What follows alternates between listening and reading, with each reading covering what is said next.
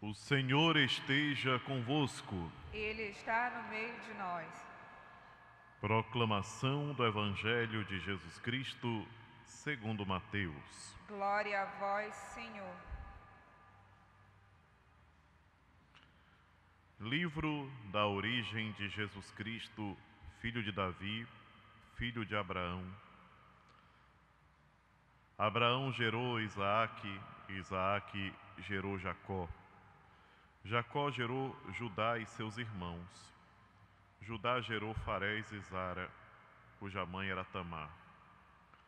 Farés gerou Esrom, Esrom gerou Arã. Arã gerou Aminadab. Aminadab gerou Naasson. Naasson gerou Salmão. Salmão gerou Boaz, cuja mãe era Raabe. Boaz gerou Obed, cuja mãe era Ruth. Obed gerou Jessé. Jessé gerou o rei Davi. Davi gerou Salomão, daquela que tinha sido a mulher de Urias. Salomão gerou Roboão. Roboão gerou Abias. Abias gerou Asa. Asa gerou Josafá. Josafá gerou Jorão. Jorão gerou Osias. Osias gerou Jotão. Jotão gerou Acais. Acais gerou Ezequias. Ezequias gerou Manassés. Manassés gerou Amon. Amon gerou Josias. Josias gerou Jeconias e seus irmãos no tempo do exílio na Babilônia. Depois do exílio da Babilônia, Jeconias gerou Salatiel, Salatiel gerou Zorobabel, Zorobabel gerou Abiúde, Abiúde gerou Eliaquim, Eliaquim gerou Azor, Azor gerou Sadoc, Sadoc gerou Aquim, Aquim gerou Eliúde, Eliúde gerou Eleazar, Eleazar gerou Matã, Matã gerou Jacó, Jacó gerou José, o esposo de Maria, da qual nasceu Jesus, que é chamado Cristo. Assim, as gerações desde Abraão até Davi são 14, de Davi até o exílio na Babilônia 14, e do exílio na Babilônia até Cristo 14. Palavra da salvação. Glória a vós, Senhor.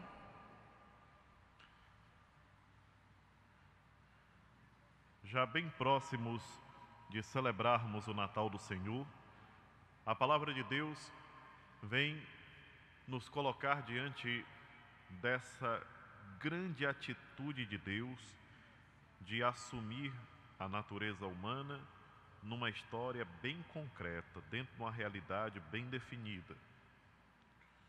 E hoje nós somos chamados a olhar para a genealogia de Jesus, que o escritor sagrado faz partir de Abraão, aquele que acreditou nas promessas de Deus, até chegar em José. E tudo isso, meus irmãos e minhas irmãs, para que nós tenhamos cada vez mais claro o quanto foi grandioso esse gesto de Deus para com a humanidade. Nós estamos diante do grande mistério do amor misericordioso do Pai. Porém, nós percebemos que o Senhor vai transformando todas aquelas realidades que não eram realidades boas. Nós fomos vendo ao longo da genealogia a fragilidade humana, os momentos em que o homem não foi fiel a Deus, situações que causaram um constrangimento muito grande e que, no entanto, a Bíblia fez questão de testemunhar para que nós pudéssemos ver que tudo é graça de Deus, tudo é bondade de Deus. Mais emblemático do que o fato de que na genealogia é citado que Salomão nasceu de Davi e nasceu daquela mulher que tinha sido a mulher de Urias, isso nos faz imediatamente lembrar da fraqueza do rei Davi, que mesmo sendo ungido e escolhido, não teve a força ou não quis ter para resistir à tentação. E, no entanto, Deus faz coisas boas mesmo através de quem caiu no pecado. Isso tudo, queridos irmãos e irmãs, para que nós não tenhamos aquela pretensão de achar que quem faz somos nós. A salvação vem de Deus. No tempo em que nós nos encontramos, nesse período em que nós vivemos, onde o materialismo alcançou realmente uma dimensão muito grande, a maior parte das pessoas não acreditam no poder de Deus, não acreditam na intervenção de Deus na história humana, não acreditam nem mesmo na salvação. E quando a gente fala de salvação, alguém diz assim: salvar de quê? De que mesmo que o Senhor nos salva? Porque esse distanciamento, essa maneira de querer viver de modo como se Deus não existisse, transformou o ser humano em um ser apático, incapaz de reconhecer os sinais que o Senhor vai mostrando para a humanidade e para nós individualmente também, porque nós também somos agraciados, o Senhor nos mostra individualmente, nós temos sinais concretos da presença dEle na nossa vida. Precisa estar atento, precisa ter realmente espírito de oração, porque senão nós não percebemos. Mas o Senhor se manifesta, Ele mostra o seu amor, o seu cuidado para conosco. Às vezes parece difícil. Quantas pessoas que no momento de dificuldade, enfrentando doenças que são colocadas como incuráveis, quantas pessoas que dizem assim: mas onde está o Senhor Deus que me deixa sofrer dessa maneira? E nós nos esquecemos que Ele assumiu a nossa condição humana e sentiu como nós sentimos as dificuldades. Porém, aquilo que hoje nós percebemos é que houve uma tendência tão forte a querer separar a fé da vida, que muitas pessoas não conseguem mais perceber a presença de Deus, ou praticam uma religião por costume, mas não fazem com que essa religião entre em suas vidas. É interessante quando nós olhamos a genealogia de Jesus, como nós acabamos de ouvir, que nós nos damos conta que esses três blocos de 14 gerações cada um, nos mostram como Deus se faz presente na história da humanidade. Como Deus nos acompanha. Nós somos acompanhados em todos os momentos de nossa vida. É preciso ser fiéis a Ele. E a maior prova de fidelidade que nós damos a Deus é a nossa intimidade com Ele na oração.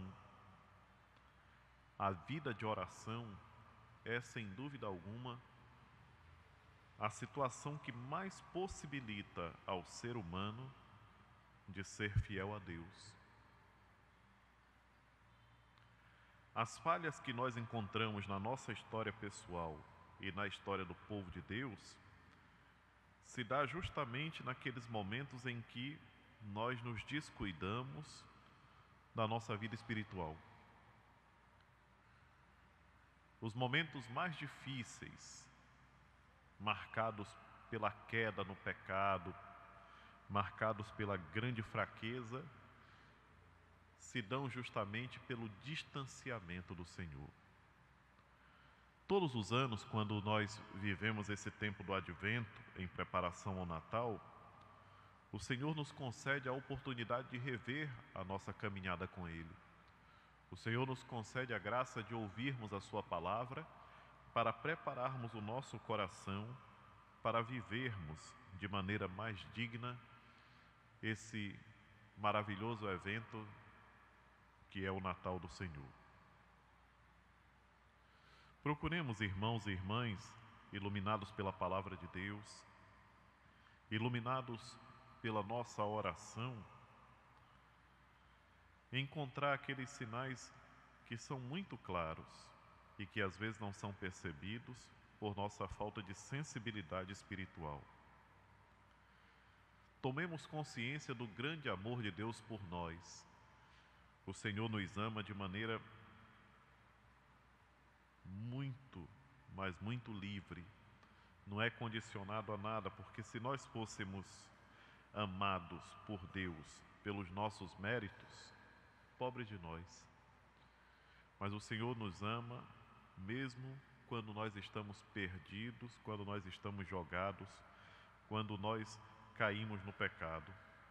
A sua misericórdia vem ao nosso encontro. E o pedido que ele faz é que nós também tenhamos esse olhar de misericórdia para com os outros. Que a palavra de Deus, no decorrer desses dias, até a véspera do Natal, possa criar em cada um de nós aquela sensibilidade que nós precisamos para compreender o grande amor do Pai pela humanidade. Que não sejamos desatentos, que não nos percamos nas preocupações do consumismo. Muitas vezes nós temos a tentação de ficar preocupados com tantos fatores. Um exemplo claro é quando nós nos colocamos em oração. Quando a gente começa a rezar, imediatamente começam a surgir várias preocupações com coisas que podem ser resolvidas depois, que naquele momento nós não conseguiremos resolver. E, no entanto, é naquele momento que aflora para poder dificultar. E como é que nós nos comportamos? Temos que nos comportar com firmeza e não largar a oração. Algumas vezes nós ouvimos e também vivemos situações em que as pessoas dizem assim: mas como é que eu me comporto na hora que eu estou rezando e me distraio? Eu não consigo parar para rezar sem me distrair. Eu me distraio terrivelmente quando me dou conta. E aí então, uma receita é muito importante. Se você se deu conta que se distraiu, comece a oração de novo. Comece. Eu já estava no quarto mistério do texto, de volta para o primeiro. É só assim que a gente consegue disciplinar a nossa vida espiritual. É fazendo sacrifícios. Sacrifício. Uma palavra que hoje em dia soa muito negativamente, porque ninguém quer fazer nenhum tipo de coisa que custe um pouquinho. E nós olhamos também, olhando para a história da genealogia de nosso Senhor Jesus Cristo, que a fidelidade a Deus, demonstrada pelo seu povo, também custou sacrifícios, dificuldades. E foram nas grandes dificuldades, como por exemplo o exílio na Babilônia, que aqui também é lembrado, foi nessas grandes dificuldades que Deus manifestou a sua graça, o seu poder, através de homens e mulheres de oração. Não era qualquer distraído, qualquer bobinho que estava por ali, não. Eram pessoas de oração. Há uns dias atrás, nós líamos a história de Daniel e seus companheiros que deram a lição em Nabucodonosor, em todo o povo daquela região que se sentiam os donos do mundo, os maiorais e tal, e no entanto esses homens, que eram pessoas de oração, deram uma verdadeira lição de como se faz para servir a Deus. E toda essa demonstração foi feita justamente num período crítico, que era o período do exílio. O exílio era uma prisão. Eles não podiam sair lá da Babilônia, eles não podiam viver de maneira tranquila. Era um povo que a todo momento corria o risco, passava por dificuldades, vivia ameaçado, era como se tivessem uma espada sobre a cabeça e eles estavam ali para poder se purificar de tudo aquilo que tinham feito de errado. E qual foi o erro daquele povo que foi para o exílio? Foi ter abandonado Deus. Então tem uma lição muito grande, queridos irmãos e irmãs. Às vezes, quando uma pessoa lê a genealogia de Jesus, somente quem está acostumado a meditar o Evangelho todos os dias, a um certo momento assim, mas o que essa palavra tem a me dizer? O que é que eu aprendo com isso? Uma sequência de nomes difíceis que eu não sei nem pronunciar direito, pessoas que eu nem sei de onde vieram, e no entanto, mesmo na genealogia, o Senhor tem muita coisa a nos ensinar. Deixando de lado toda a questão da simbologia dos números, aquilo que mais conta para o nosso crescimento espiritual é perceber como Deus vai pouco a pouco preparando uma realidade nova.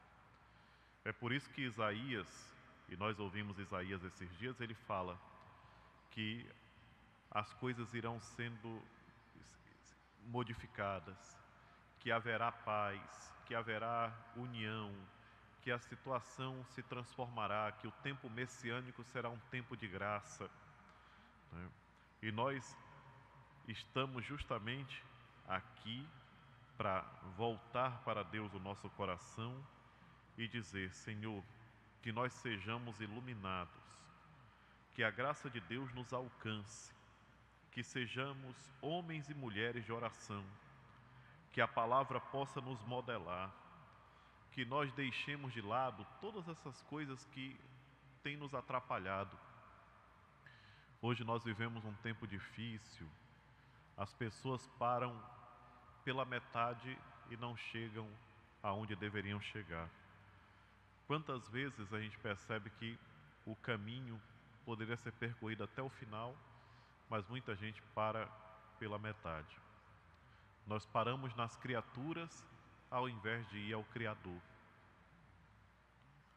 Quando nós frequentamos a igreja, quando nós praticamos a religião, nós não praticamos a religião por causa de uma pessoa, por causa de um ser humano, mas nós vivemos a nossa fé por amor a Deus, por acreditarmos em Jesus Cristo, que é Deus. Quantas vezes nós encontramos pessoas que vão na igreja por causa do fulano ou do ciclano? Não é assim. Nós não estamos na igreja por causa do Papa Francisco, nós não estamos na igreja por causa do bispo tal, do padre tal. Nós estamos na igreja por causa de nosso Senhor Jesus Cristo. É Ele a razão do nosso estar na igreja. E nós temos que constantemente voltar nossa atenção para isso. Nós não podemos ficar na metade do caminho, nós temos que ir até o final do caminho. Não podemos parar nas criaturas, nós temos que ir até o Criador. É por isso que nós nos preparamos para celebrar essa grande festa do Natal, para reconhecermos em Jesus Cristo a razão da nossa caminhada, a razão do nosso estar na igreja. Quem está na igreja por causa de uma pessoa está perdendo tempo. Perde tempo mesmo. Quem se consagra a Deus por causa do fulano ou do ciclano é contraditório. Quem se torna padre porque fulano ou ciclano está perdendo tempo. Nós estamos por Ele, por Jesus Cristo, e colocando nele a nossa confiança e a nossa esperança, a nossa vida toma um sentido totalmente diferente. maravilhoso. É por isso que no final da genealogia chega à conclusão de tudo aquilo que aconteceu. E Jacó gerou José, o esposo de Maria, da qual nasceu Jesus, que é chamado o Cristo. Toda a história converge para ele, porque ele é o centro. Na nossa vida não deve ser diferente, na nossa vida deve ser da mesma maneira, tudo deve convergir para Cristo. Se tudo convergir para Ele, os nossos dias serão mais luminosos, as nossas dificuldades serão enfrentadas com maior tranquilidade, o nosso sorriso será verdadeiro e a nossa caminhada valerá a pena.